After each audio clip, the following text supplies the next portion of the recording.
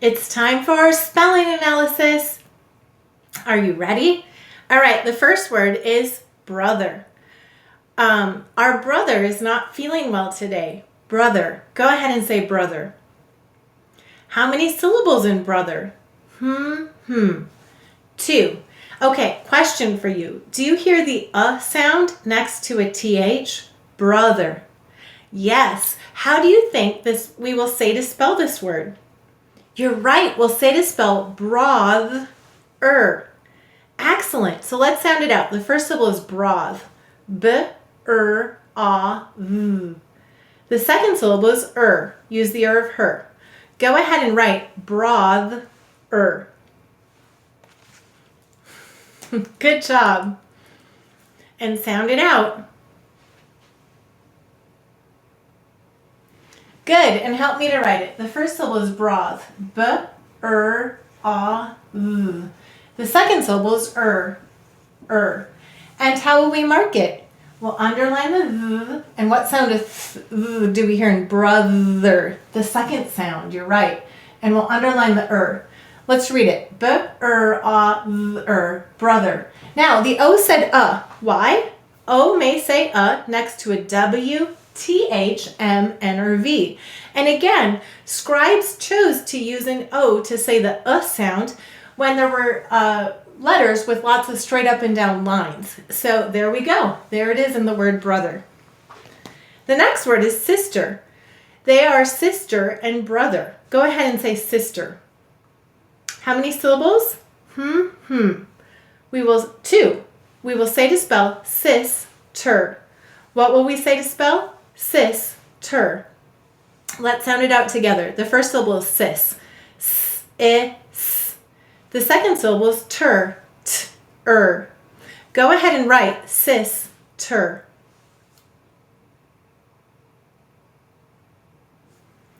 Excellent. And then help me to write it. The first syllable is sis. S-I-S. The second syllable is t-er.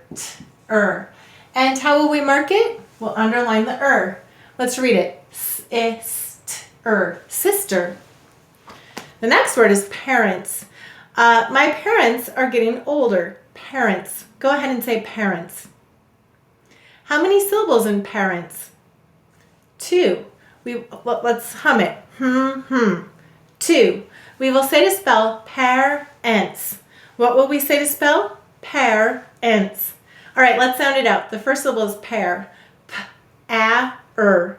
The second syllable is ents. E-n-t-s. Ents. Go ahead and write parents. Good. Excellent. And now help me to write it. The first syllable is pair. P-a-r. The second syllable is ents. E-n-t-s. Let's read it. P-a-r-e-n-t-s. Parents. Good. The next word is aunt. My aunt plays the piano. Aunt. Go ahead and say aunt. And let's sound it out. Aw. 2-letter aw that you may not use at the end of English words. N-t. Go ahead and write aunt. Sound it out as you write it.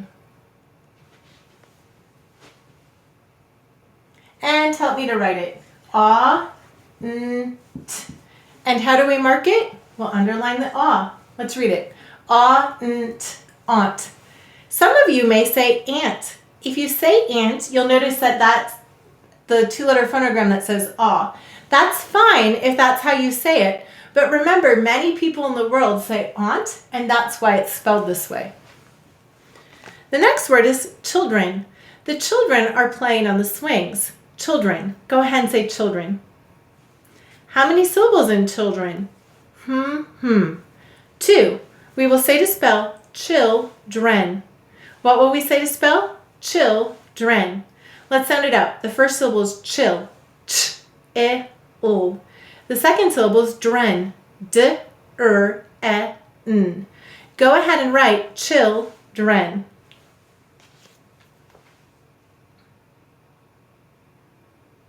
Good. And help me to write it. The first syllable is chill. Ch. I, O. The second syllable is dren. D, N. How will we mark it? We'll underline the ch. Let's read it. Ch, I, O, D, N. Children. Okay, I have a question for you. If we drop this suffix, ren, do you notice we get this word? And how do we read this word? Ch-I-O-D, child. You're right. And it said it's long sound I. Why? I know may say I know before two consonants. And you'll notice the vowel sound changed to an I when we added the suffix, children. It's really common for vowels to say a different sound when we add a suffix or a prefix. But this is how words are related in meaning. This is one of the reasons that phonograms may say more than one sound in English, so we can keep it so that the words that are meaning the same thing look like they mean the same thing. They're related in meaning. The next word is cousin. My cousin lives across the street. Cousin. Go ahead and say cousin. How many syllables in cousin? Two. We will say to spell cuz in. What will we say to spell? Cuz in. Let's sound it out. The first syllable is cuz. K, use an ow, o, u, z, use a z. The second syllable is in. N. Go ahead and write cuz in. Sound it out as you write it.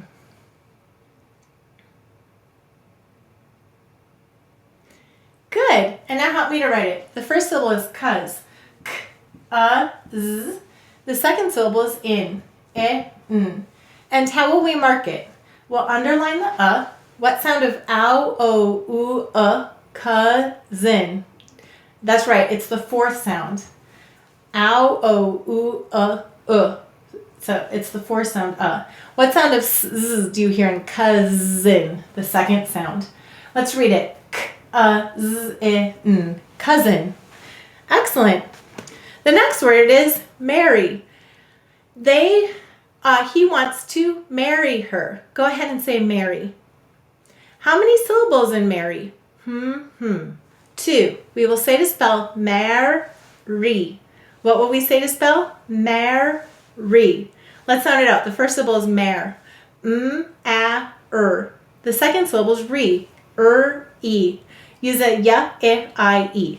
Go ahead and write marry.